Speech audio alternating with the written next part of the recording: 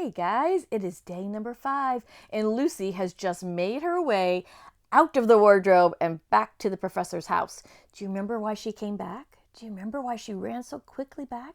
She was with Mr. Tumnus, and Mr. Tumnus told her that the White Witch wanted to kidnap anyone, any human, any girl or boy who came into Narnia. And so Mr. Tumnus helped her and they got her out. She came to the lamppost and she ran through. She felt branches, then she felt coats, then she felt the door, and boom, she's back into the room. And here we go. Lucy ran out of the empty room into the passage and found the other 3. Remember who those are? Her brothers, 2 brothers and a sister, Susan, Edmund, Peter. All right. It's all right, she repeated. I've come back. What on earth are you talking about, Lucy? Asked Susan. Why, said Lucy in amazement, haven't you all been wondering where I was? So you've been hiding, have you? Said Peter.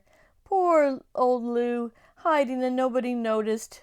You'll have to hide longer than that if you want people to start looking for you. But I've been away for hours and hours, said Lucy. The others stared at her and then at one another.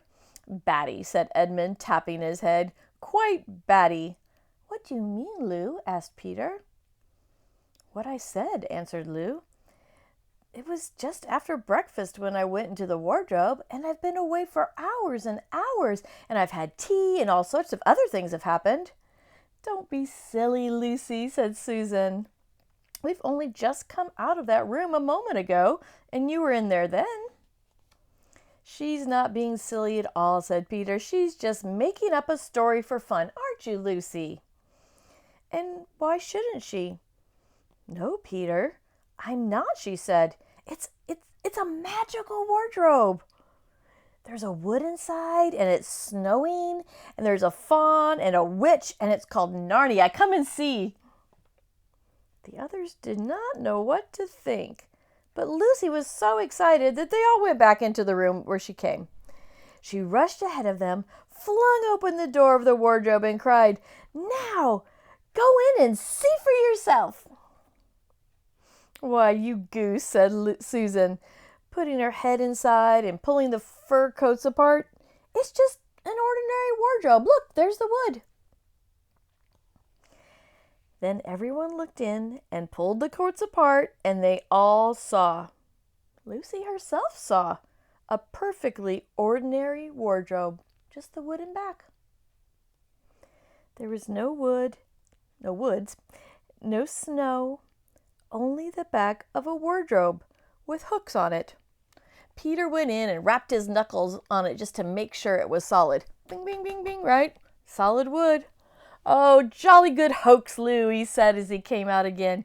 You have really taken us in. I must admit, we half believed you. But it wasn't a hoax at all, said Lucy. Really and truly, it was all different just a moment ago. Honestly, it was, I promise.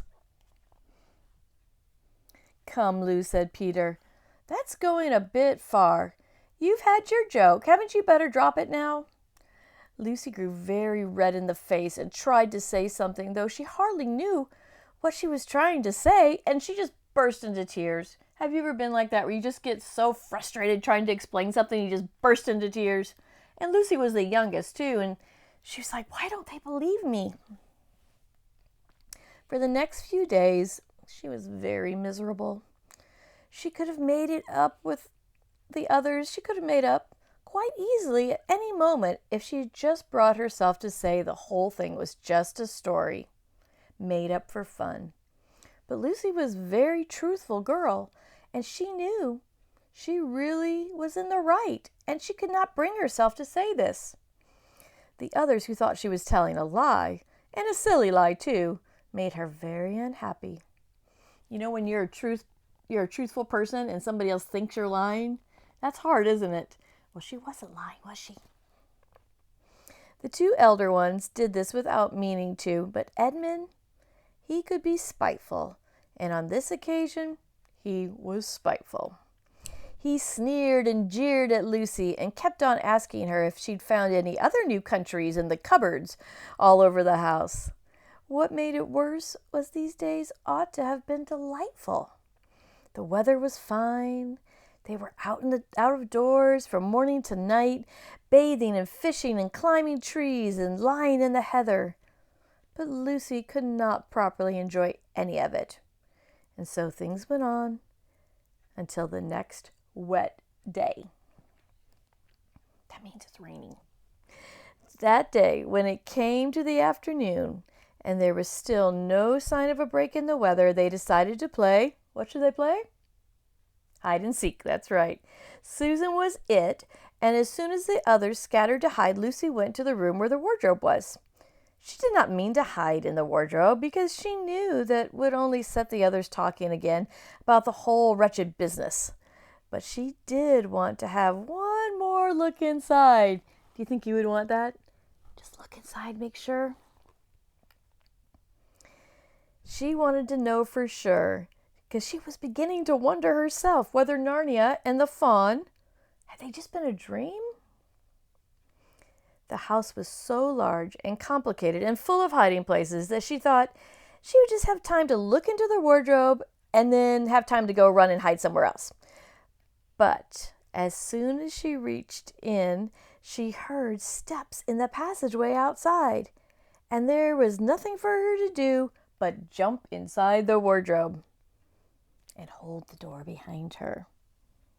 She did not shut it properly because she knew that it's a very silly thing to shut yourself in the wardrobe, even if it's not a magic one, right? Very silly thing for any of us to shut ourselves in a wardrobe. Now the steps she had heard were those of Edmund, and he came into the room just in time to see Lucy vanishing into the wardrobe.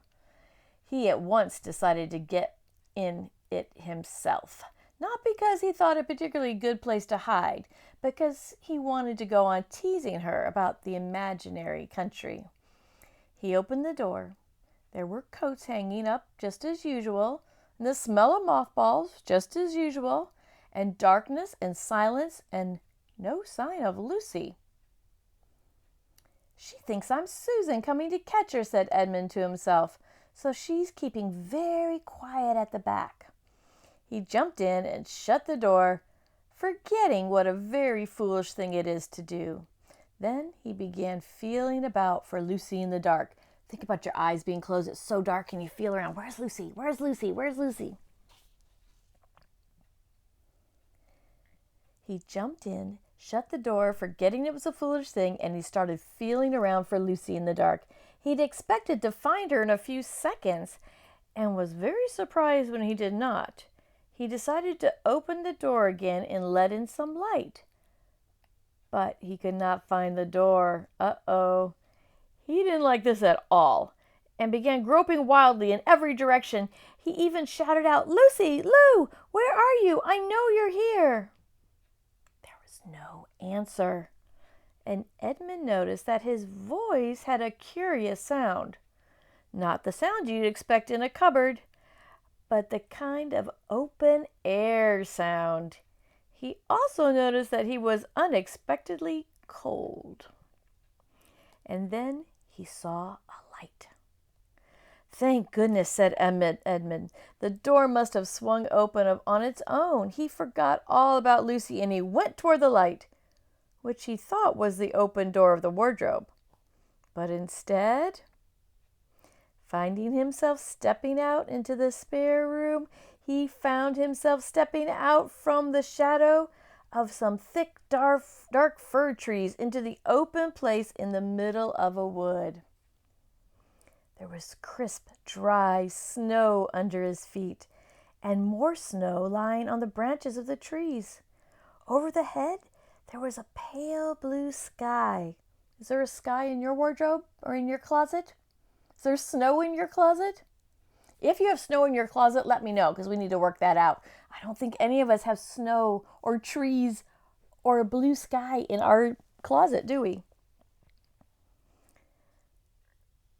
Straight ahead of him, he saw between the tree trunks the sun, just rising, very red and clear. Everything was perfectly still, as if he were the only living creature in that country.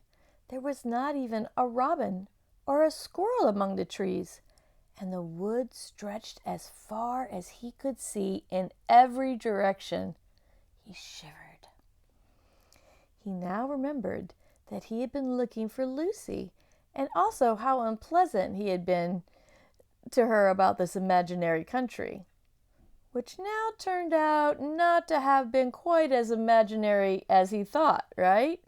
He thought that she must be somewhere quite close, so he started to shout, "Lucy, Lucy, I'm here too, Edmund, I'm here."